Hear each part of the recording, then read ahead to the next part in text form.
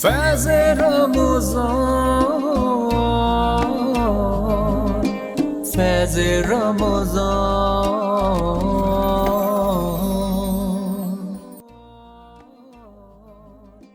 फैज़ रमज़ान। जी तो नाजरीन, वक्फे के बाद हम एक बार फिर हाजिर हो गए हैं। आप सब देख रहे हैं फैज़ रमज़ान। पैनल तो हमारा तब्दील नहीं हुआ है, लेकिन एक और मेहमान ने हमें ज्वाइन किया है, उनका तारुफ आप सबसे करवाऊंगी। इम्तियाज़ फरहान खान साहब, जो कि मारूफ, अगर मैं सहाफ़त की बात करती हूँ, सहाफ़त में बहुत बड़ा नाम है और सहाफ़ियों के लिए जब हम बात करते हैं हर जगह हमें खड़े हुए पेश दिखाई देते हैं। प्रेस क्लब की अगर मैं सदारत की बात करती हूँ, कितनी बार रह चुके हैं ये भी इनसे पूछेंगे। वैसे ये भी एक हिस्ट्री है इनके लिए। और सबसे पहले खुशामदीद करेंगे फैज़ रमज़ान में। अस्सलाम वालेकुम। वालेकुम अस्सलाम। कैसे हैं? खैरियत से? बहुत अलग। अच्छा, ये खुश हमेशा इतना रहते हैं। आजकल जब लोग परेशान भी है ना, कुछ की तो चेहरे पे बहुत ज़्यादा ही परेशानी है, वो शायद सियासी तौर पर है। उसका राज बता दें पहले आगाज़ में। देखें, परेशान होकर करना क्या है? हाँ। तो रिजल्ट तो नहीं आता ना। आप स्माइल फेस के साथ रहें कि दुश्मन भी जलते रहें कि यार ये खुश क्यों है, भी चलते रहें, और अपने तौर पे जो दोस्त हैं वो खुश होते हैं। देखें लेकिन मैं अभी जो हमारे नाजरीन के खास तौर बच्चे होते हैं ना, बच्चों की खुशी अलग होती है, ख़वातीन की अलग होती है इन दिनों में। अब आज जब हुआ है कि पता नहीं किस किस ने दुआ की, बिलशमुल हमारे जैसे लोग भी, कि जो कोई तैयारी ही नहीं थी कि चांद ना हो, लेकिन उसमें आपसे पूछा जाए हम अलविदा भी तो रमज़ान को कर रहे हैं, तो रमज़ान के जाने की खुशी तो नहीं है ना, या ये ईद के आने की बेइंतहा खुशी है? ईद के आने की भी खुशी है और ज़ाहिर है कि एक प्रोग्राम। और यकीन करें, मैं भी आपसे ऑफ कैमरा बात कर रहा था, आज आपका जिक्र ही हो रहा था। मैं रेडियो पे था, तो रेडियो प्रोग्राम होता है मंडे, ट्यूसडे और सैटरडे। तो हमारी प्रोड्यूसर तायरा भट्टी और हनीफ सागर, वो जो आपके हमारे कुलीग हैं, हम सब इत्तेफाक से आज बहुत जिक्र कर रहे थे। मैं जी काफ़ी बीच में ये हुआ कि 2-3 लाइव कट हो गए, तो गुफ्तगू हम आपस में कर रहे थे और आज ही आपकी कॉल आई। इसलिए मैंने एक तो आपने कहा भी, फिर दूसरा मैंने ये बिल्कुल हुआ कि जी जाना है, क्योंकि जब एक जिक्र हुआ है फिर राब्ता हुआ है तो इसका मतलब कोई वो, इसलिए फिर मैं लाजमी, हालांकि मैं भी जब गाड़ी में और थोड़ी बहुत ख़रीदारी भी करनी है, और कल मुझसे घर में एक गड़बड़ हो गई थी, वो जो वॉशिंग मशीन है ना, उसमें मैंने कारीगरी करने की कोशिश की उसके कनेक्शन में, तो वो गए थे, तो वो फिर मैं उस वक्त करवा रहा था। तो मैं थोड़ा सा खुश इसलिए भी हूँ कि बीवी की आज डांट नहीं पड़ेगी।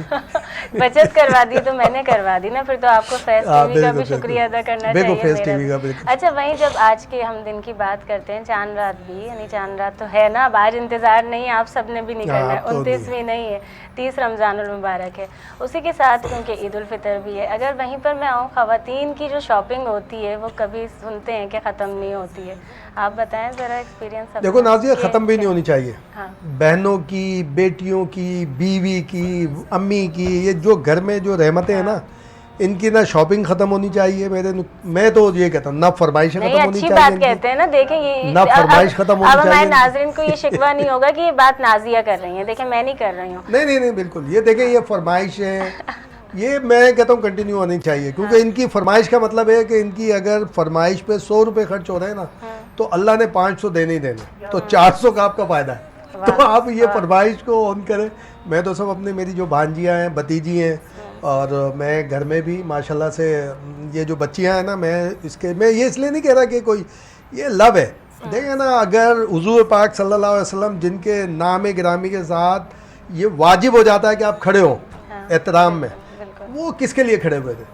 दुनिया की सबसे मोतबर शख्सियत अगर किसी के लिए खड़ी हुई है तो बेटी के लिए, साहबजादी के लिए, वही हमें मोहब्बत का पता। और आप सुभान अल्लाह, अल्हम्दुलिल्लाह, अल्लाह अकबर पढ़ते हैं, किसको दिया?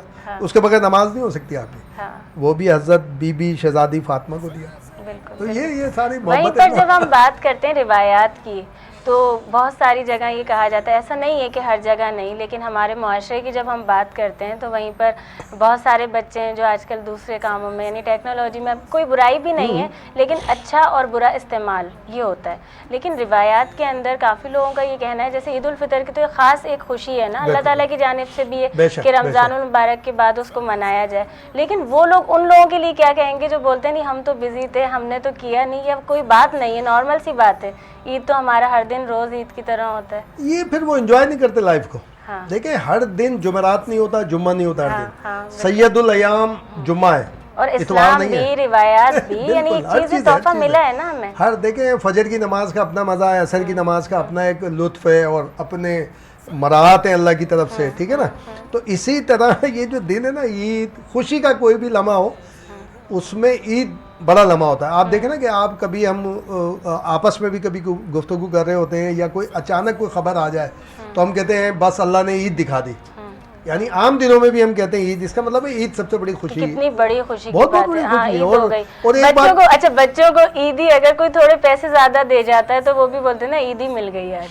बिल्कुल बिल्कुल ऐसे ही है। और मैं ईदी तो घर में जब ख़ास तौर पे बच्चियां हैं जो, उनसे फिर मैं ये नहीं, उसी एक ऐसे हम वो खेलते हैं, क्या कहना चाहें जो भी कहें आप, कि भाई ठीक है जी, किचन में जितनी चीज़ें होती हैं आप नाम बताते जाओ, बस आपको पैसे जो भी तय हो कि 10 रुपये, 50 रुपये, 100 रुपये पर नेम।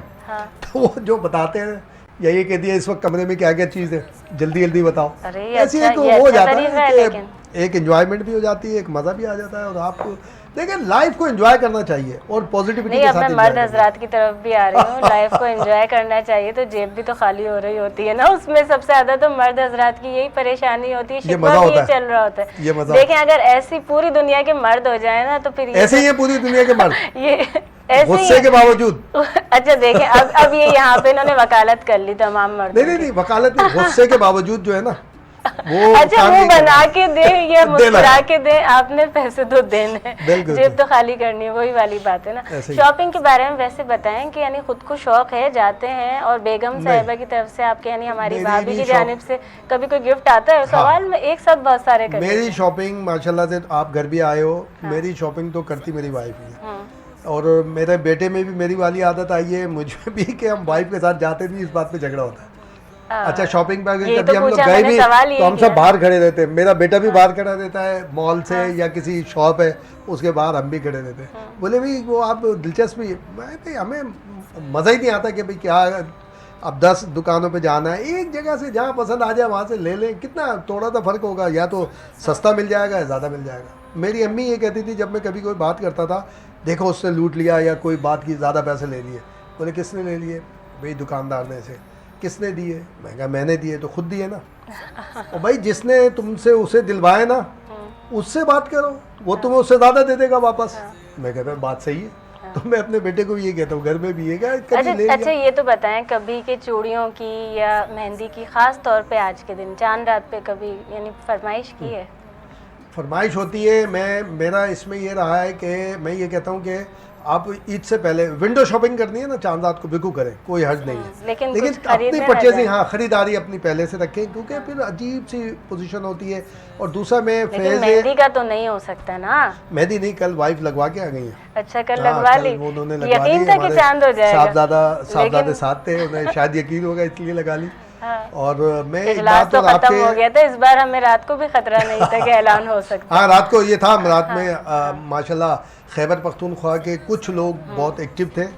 और मैं समझता हूँ कि, और वो भी जब हमारे रोयत लाल कमेटी की जो मरकज़ी कमेटी है उसकी अनाउंसमेंट हो गई तो उसके बाद उन्होंने कहा हमें शहादतें मिली हैं, जो बाद में बातें आई, तो कम से कम पहले बता देना चाहिए था कि उस दौरान आप उनको इंगेज कर देते कि जनाब हम पे 2-4 आ रही हैं, आप अभी थोड़ा डिले करें। फतवा तो नहीं है ना ये? वो फतवा नहीं है, एक रिक्वेस्ट है कि ये हाँ, ये तो request खासतौर देंगे पर फवाद शुरू चौधरी में। साहब को सोचना चाहिए हाँ। कि भाई आपके हटते ही ये सूरत हाल बनी है, तो बीच में आपने मैनेजमेंट की हुई थी या क्या की हुई थी, सारी चीज़ें कि रोयत तो बहुत ज़रूरी है।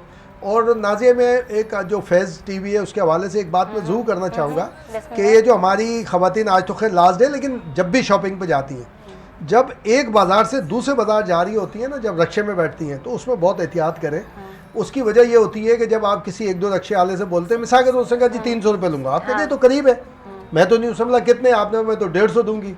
इस दौरान में 1-2 लोग या एक रक्शे वाला कोई ना कोई आपको कहता है अच्छा ठीक है चले मेरे साथ चले, वो फिर आपको गली से, तो आप कभी भी एक बाज़ार से दूसरे बाज़ार जा रहे हो ना, तो मोबाइल पे अपनी फैमिली को नंबर ज़रूर बता दें कि मैं इस वक्त रक्शे में, ये नंबर है रक्शे Awareness की का, बात। और मैं तारिक रोड से लालू खेत जा रही हूँ, लालू खेत से तारिक रोड जा रही है, किसी जगह भी जा कहीं पर रही है, भी। ये नंबर है। और बावाज़ बुलंद इतनी तेज़ आवाज़ में कहे कि रक्शे वाला सुन ले, हाँ। वरना तो आजकल इसी तरह वारदातें होती हैं। बोलते हैं बाजी उधर रश है, मैं इधर गली से लेके जा रहा हूँ, अचानक पीछे से 2-3 मोटर बाइक वाले आते हैं जो उससे भी पैसे छीनते हैं, फैमिली से भी पैसे छीन लेते हैं, मोबाइल वगैरह छीन लेते हैं, मैनेजमेंट उसकी होती है, उसको उसके पैसे मिल जाते हैं, बाद में वापस मिल जाते हैं। तो इस मामले में एक बाज़ार से दूसरे बाज़ार जाने में ज़रूर इस बात का ख्याल करें और मोबाइल पे नंबर ज़रूर बताएं रक्षे का कि मैं अभी वहाँ से वहाँ जा रही हूँ, ये रक्षे का नंबर है और मैं इधर से, ताकि उसको वो कॉन्शियस हो जाए कि रक्षे का नंबर चला गया ये। और यही होती है ना एहतियात के, उसके बाद में रोना उससे पहले वक्त पर कर ली जाए।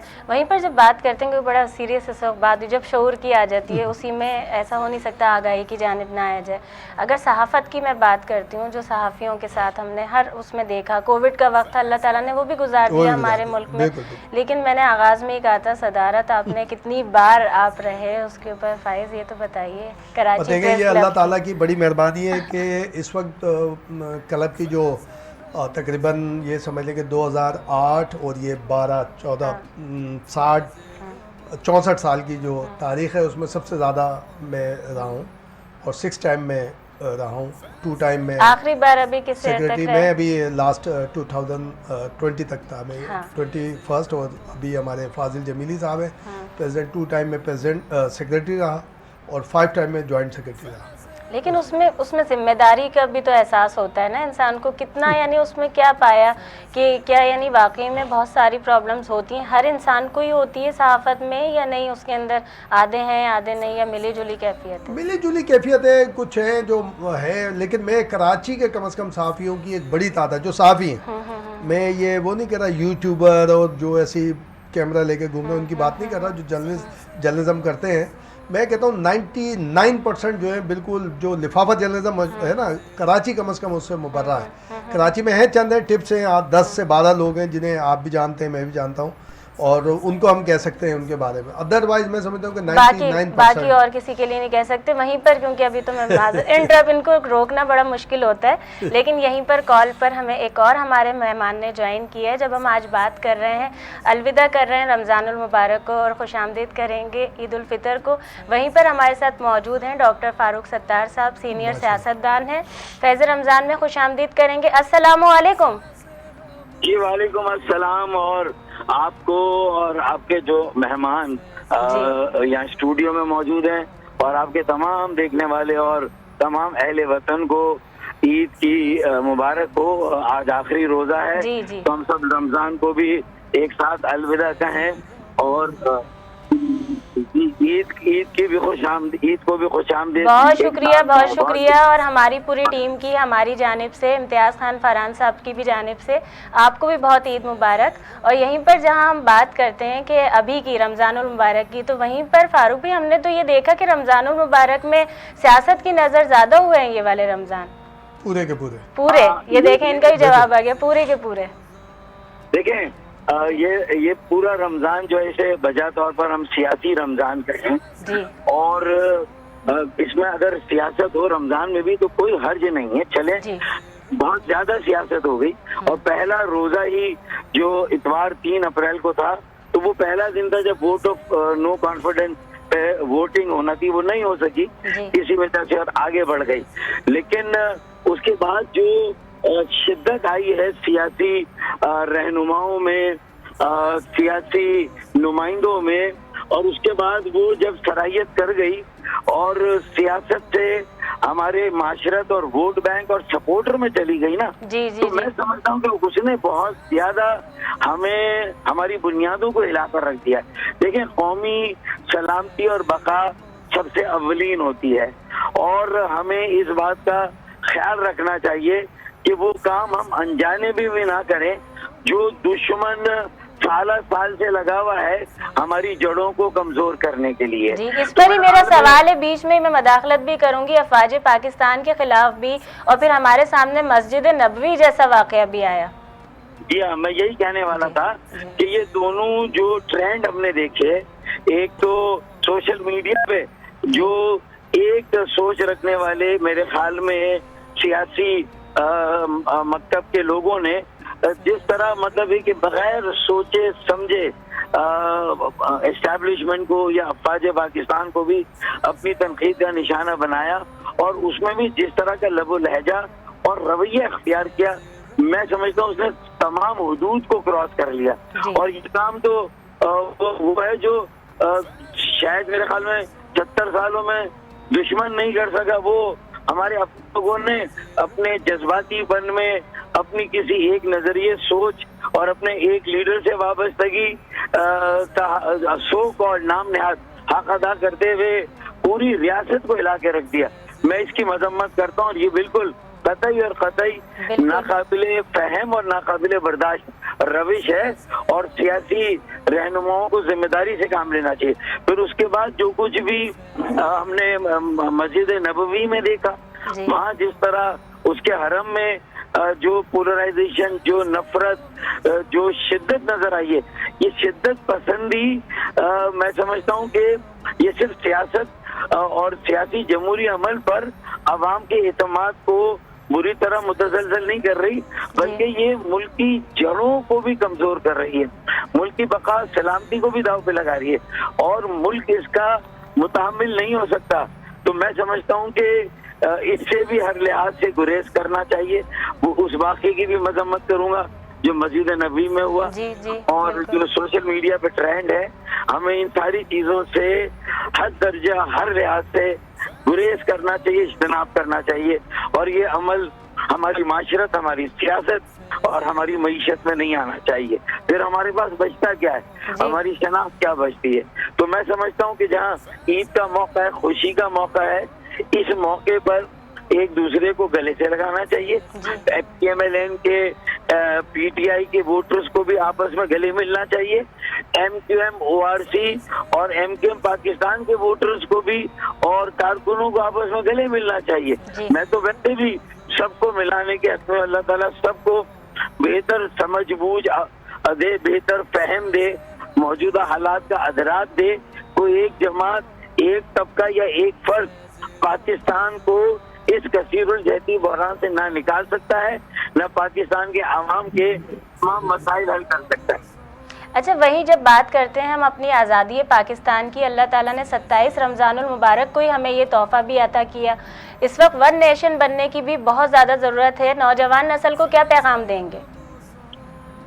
देखिए, नौजवान नस्ल को सबसे पहले तो ये पैगाम देना है कि वो मुल्क के साथ अपनी जो सेंस ऑफ बिलोंगिंग है, अपनी जड़ों के साथ उसको कायम रखें, उसको मजबूत करें, क्योंकि वो शायद मुल्क के मौजूदा हालात से तंग आकर, बेजार होकर, मायूस होकर, मुल्क छोड़कर बाहर जाकर अपना करियर बनाना चाहते हैं। लेकिन कितने लोग मुल्क से बाहर जा सकते हैं? कितने लोग साहिब असबाब हैं, उनके पास सहूलतें और शायद वो बाहर चले जाए, अपने माँ बाप की तमाम जमा पूंजी खर्च करके बाहर भी चले जाएंगे।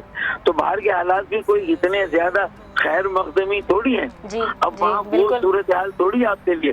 तो इसका मतलब है कि मायूसी को खत्म करके, गुनाह और कुफर समझ के उम्मीद का सफर कायम करना। और मेरा तो नौजवानों को पैगाम ये है कि मेरा जहाँ तक बस चलेगा, मेरी बसात में मैं MQM के साथ इलेक्शन लड़ूं, अल्लाह ना करे मुझे अलग लड़ना पड़े।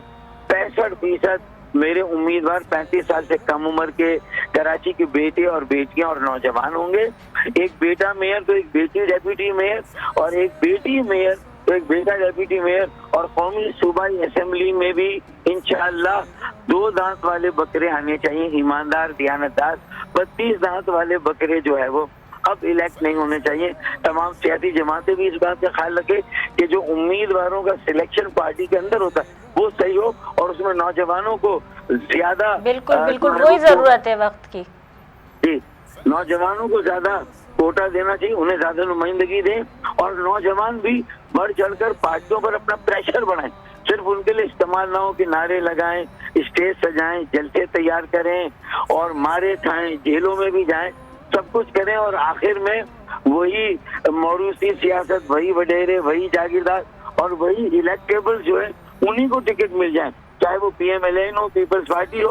और PTI ने भी कोई इससे मुख्तलिफ अंदाज अख्तियार नहीं किया इक़्तिदार के लिए, तो उन्होंने भी जो है वो इलेक्टेबल्स को टिकट दिए और वो इलेक्टेबल्स जब हवा का रुख बदला तो उन्होंने पर तोले और उड़ान भरी और एक घोंसले से दूसरे घोंसले में चले गए। ये पाकिस्तान की रिवायती सियासत है जो पाकिस्तान की भी पूरी दुनिया में नेक नामी नहीं, पाकिस्तान की बदनामी का बाइस होती है। तो नौजवानों को इस ट्रेंड को खत्म करने के लिए खुद को वॉलंटियर करना होगा, आगे आना होगा, सियासत की बागडोर संभालनी होगी और पार्टियों से अपना हक और अपना हिस्सा लेना होगा और आवाम को उनका हक और आवाम को बाइख्तियार बनाना होगा इंशाल्लाह। बहुत शुक्रिया एक बार फिर से एडवांस में आपको ईद मुबारक। बहुत शुक्रिया। आपको आप सब बहुत शुक्रिया।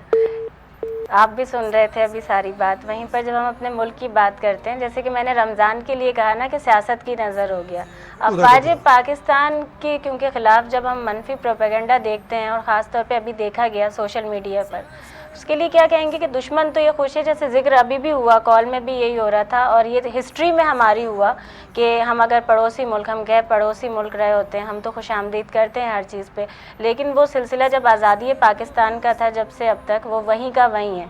तो वहाँ से ही सुनने को मिला हमें हिंदुस्तान की जानिब से कि इस बार तो हमें इन्वेस्टमेंट भी नहीं करनी पड़ी, खर्चा नहीं करना पड़ा इस काम पर। ये देखिए ये किसकी वजह से हुआ, ये हमें सबको सोचना चाहिए। आप और हम सबसे ज़्यादा क्रिटिक हम गुफ्तगू करते हैं जब गैर जमहूरी मुदाखलत होती है, इंटरवेंशन होती है, लेकिन इस वक्त जो पोजीशन है इस वक्त तो गैर ज़रूरी तौर पर, इंतहाई गैर ज़रूरी तौर पर कैंपेन चलाई गई, लेकिन माशाल्लाह वो बस्ट हो गई है और मज़ीद हो जाएगी, मज़ीद आगे जाएगी, मज़ीद बस्ट होगी। और सबको पता है का स्टेटमेंट समझो। बिल्कुल जर्नलिस्ट मैं कह रहा हूँ हम सबसे ज़्यादा क्रिटिक हैं। हमने 2014 में जब हामिद मीर साहब का वाक़या हुआ, हमने कैंपेन चलाई, कंटिन्यू कैंपेन चलाई और हमने कराची प्रेस क्लब पे जमहूर कैंप बनाया, हमने सारी चीज़ें। लेकिन इस वक्त जब हम देख रहे हैं, एक तरफ आप डिमांड करते हो कि जी मुसल्लह अफवाज को जमहूरी मामलात में मुदाखलत नहीं करनी चाहिए, जब वो नहीं कर रहे, साइलेंट अपना बैठे हैं, आप लोगों को मौका दिया हुआ तो आप उन्हें क्रिटिसाइज़ कर रहे हो, आप उन्हें तरह तरह की बातों से वो कर रहे हो, आप विद इन द इंस्टीट्यूशन आप डिवाइड करने की कोशिश कर रहे हो। ऐसा होता नहीं है।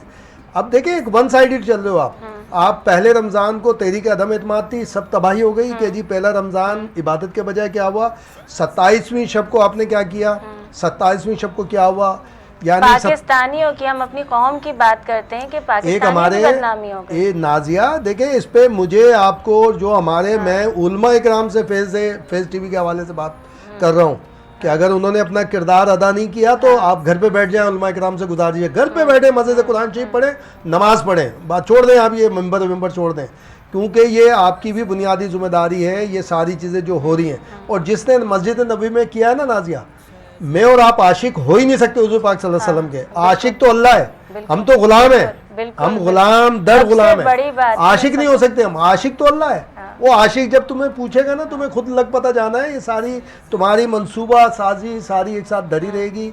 फिर आप पाकिस्तान को नाउजुबिल्ला कमज़ोर 27वीं शब को, एक हमारे माजी के गुलकार नजम शिराज साहब बनी गाला में बैठ के फरमाते हैं कि जनाब पता ही क्या क्या करके ये रात हमें मिले ना मिले, ओ भाई आपको ना मिले, अल्लाह करे ना मिले, ज़िंदगी भर ना मिले, जिसके घर में बैठकर आपने ये बात की है उनको भी ना मिले। मौलाना तारिक जमील साहब को सोचना चाहिए कि वो मौजूद थे वहाँ पे, उन्होंने अभी तक कोई इसके ऊपर अपना वर्जन नहीं दिया। मेरा राइट बनता है, मैं मेंबर के सामने बैठता हूँ, जुम्मे की नमाज पढ़ता हूँ, मैं भी देखता हूँ, की उम्मीदें 27वीं शब जब पाकिस्तान आज़ाद हुआ है, वो बैठ के बोले जी नाउजुबिल्लाह शब कदर मिले ना मिले, ये मिल जाए, भाई ये तुझे मिल जाए, शब कदर हमें चाहिए, तुझे यही बंदा मिले, तूने जो ख्वाहिश की अल्लाह ताला तेरी ख्वाहिश पूरी करे तुम्हें। लेकिन ये देखो हमें सबको मिलकर सोचना चाहिए।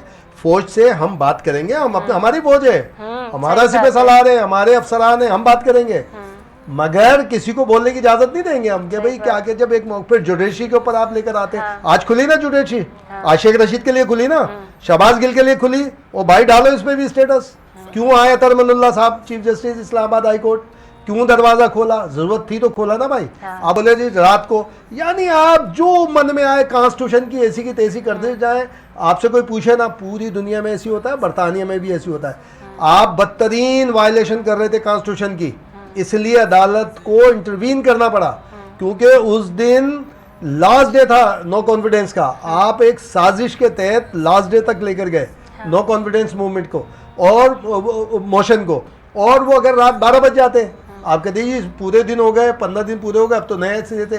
पंजाब में जो कुछ आप कर रहे हैं, जो पंजाब में सारी चीज़ें हो रही हैं, यानी हाई कोर्ट ने 3 मरतबा फैसले किए जी, इलेक्शन हाई कोर्ट को हुक्म पर चीफ मिनिस्टर का इलेक्शन हो रहा है, अब वो गवर्नर साहब फरमा रहे हैं और वो जनाब वो तो वजीर बुज़दार साहब ने इस्तीफा ही नहीं दिया था, वो ऐसे। और एक और फेस टीवी के हवाले से एक और मैं नाज़रीन को बताऊं कि जो गवर्नर उमर चीमा हमारा यार है, सरफराज उमर चीमा बहुत अच्छे दोस्त है, उसने जो ये बात की है कि कि जनाब ये इस्तीफ़ा मिला ही नहीं, इस्तीफ़ा तो हाथ से लिखा होता है। तो नाजरीन ये सुन ले फेस टीवी के तमाम नाजरीन के जो कौमी असम्बली के अरकान ने इस्तीफे दिए हैं वो भी अपने हाथ से नहीं लिखे हुए भाई, साइकुलर स्टाइल लिखे हुए हैं, सिर्फ सिग्नेचर हुए। तो इसका मतलब है उनके गवर्नर के मुताबिक ही कौमी असम्बली का कोई इस्तीफा नहीं है किसी किस्म का, क्योंकि किसी ने हाथ से नहीं लिखे हुए। पाकिस्तान एक है, पाकिस्तान सबके लिए नागुज़ीर है। हमारी मुसल्लह अफवाज, हमारी जुडिशरी, हमारी पार्लियामेंट सबके लिए ज़रूरी है, कोई शख्स ज़रूरी नहीं है। सैकड़ों आए सैकड़ों चले गए भाई। कायदे आज़म मोहम्मद अली जिन्ना रहमतुल्लाह अलैह, लियाकत अली ख़ान, सरदार अब्दुल रब नश्तर, जुल्फ़िकार अली भुट्टो, बेनज़ीर भुट्टो, पता नहीं कितने सारे चले गए। आपने भी चले जाना, हम सब ने चले जाना, पाकिस्तान ने यही रहना है।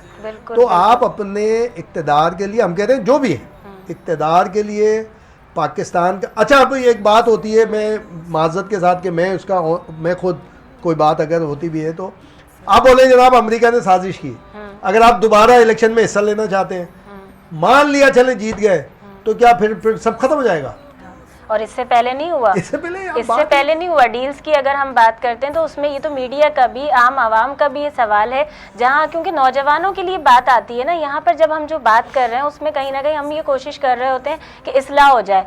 जैसे रमज़ानुल मुबारक की बात हुई, वहीं पर आज क्योंकि चांद रात की जब बात है तो उस पर भी स्टेटमेंट सुनने में आया कि तहरीक इंसाफ के नौजवान मेरे साथ झंडे लेकर बाहर आ जाए। निकले, अच्छी बात है, निकले, बस हमें कोई उसमें वो नहीं है, बदतमीजी ना करें, किसी के खिलाफ, खासतौर पे हमारे इदारों के खिलाफ गुफ्तगू ना करें, बोले, तनकीद करें, तज़ीक नहीं करें। ठीक है, दुनिया भर में ऐसी, वो बोलते हैं जी उससे कहा पेट फाड़ दूंगा, उससे रास्ते में घसीटूंगा, ये पार्लिमानी जुमले थे। ओए नहीं छोड़ूंगा, ये टांग रख दूंगा, ये खवातीन के बारे में ये पार्लिमानी जुमले नहीं है। लेकिन फिर वही बात है ना कि जो फॉलोवर्स हैं, जो सुनने वाले हैं, जो मैं तो फॉलोवर्स नहीं फैन बोलूँगी, फैंस हैं ना वो सारे तो वो भी फिर उसी पर अमल कर रहे होते हैं। लेकिन वक्त की इस वक्त कमी है, गुफ्तगू नाज़रीन को भी पता है कि बहुत अच्छी हो रही है, जब इस्लाह की बात करते हैं कोशिश भी है, लेकिन हमें वक्फे की जानिब जाना है। नाज़रीन आप सब देख रहे हैं फैज़ रमज़ान, अभी हाजिर होते हैं एक छोटे से वक्फे के बाद।